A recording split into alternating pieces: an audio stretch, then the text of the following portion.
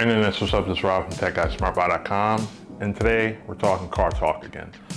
More specifically, the 2021 Mazda CX-30 2.5 Turbo. We got the Premium Plus package, so this pretty much has all the bells and whistles.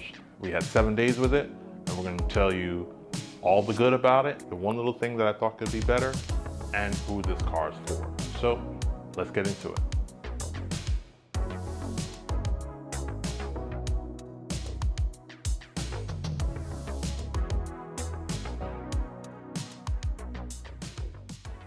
When you look at the CX-30, you see Mazda's signature, they call it Kodo design language. So it's pretty much seen on all their crossovers and SUVs. Like I said before, they sent over the 2.5 Turbo Premium Plus package and their signature Soul Red Crystal Metallica color option. So there's a sticker price of $36,000. So this is pretty much the damn near fully loaded model. You got a familiar setup, daytime running lights, front grille, large Mazda logo, front camera right above it.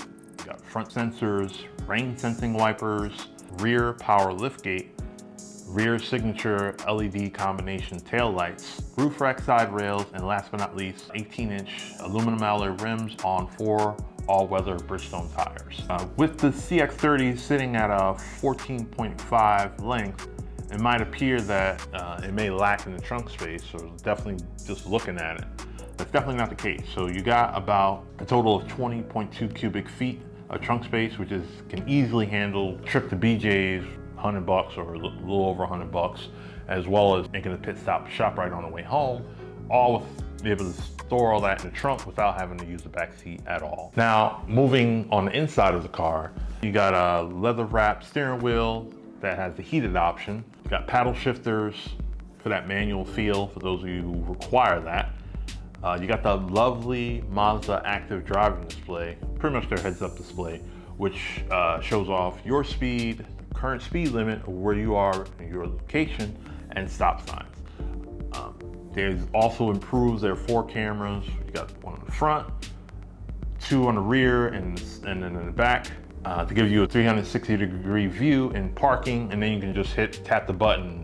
Gives you a 360-degree view while driving. You got super comfortable leatherette trimmed sport seats with heated option, nice panoramic sunroof. It's tinted, 7-inch LCD display showing off your miles per hour, gas, trip data, tire pressure. You got an 8.8-inch infotainment display controlled either using the steering wheel controls or center dial. They call it the multifunctional dial, where you can rotate it, click it, you got buttons next to it, and check out things while keeping your eyes on the road. 12-speaker Bose premium audio system, 8 airbags in total, dual front seat, mounted side impact, driver and driver's side knee, blind spot monitoring, lane departure, auto dimming rear view and driver's side mirror, and a cool adaptive front lighting system that automatically switches from regular lights to high beams and back. Now in the back, you got the usual suspects of its own AC vents and cup holders within the center armrest. Outside of that, it's a little snug for me. Not enough for me, but at 6'1.5" to sit comfortably for a long trip. I could do a short trip. If you got more kids or larger households, and you like everything about this, we would tell you to opt towards either the CX-5 or their CX-9, their largest SUV. Now you have that turbocharged engine, which I spoke about several times. Now this is their own Skyactiv G 2.5 6-speed turbocharged engine, giving you up to 250 horsepower and 300 pound-foot of torque as an option. It's not to the point of a massive kick during takeoff, but it definitely comes in handy when you're already moving and you need to kick things up a notch. And then add this with their iActive all-wheel drive with off-road traction assist, and you got a nice bit of oomph and safety measures in the crossover. Now I say up to 250 miles an hour because if you're unfamiliar with Mazda and how they work, so if you use regular gas or 89 octane gas, it gives you up to 227 horsepower. And if you use premium 93 or higher, you get that full 250 horsepower. So just something worth noting. As far as braking power, I felt like it offered a good stopping power, not instant on a dime, but not to the point of where I feel like it wouldn't stop sometimes. And since I do mostly highway miles, this gives you an average about 25 miles per gallon combined city and highway, which got me around close to 300 miles on a full tank of regular gas. Now, of course, I got a little bit less when I used the premium gas to get that 250 horsepower kick. So what could be better? Not much. If you're on, over a certain height, then, the back seat, basically you got to make somebody uncomfortable. You got to tell the passenger to move up so you can have a little bit of leg room on a long ride. So definitely something to think about if you have a family that's, all about 6 feet or more and looking to pick this up. You want to make sure everybody's comfortable.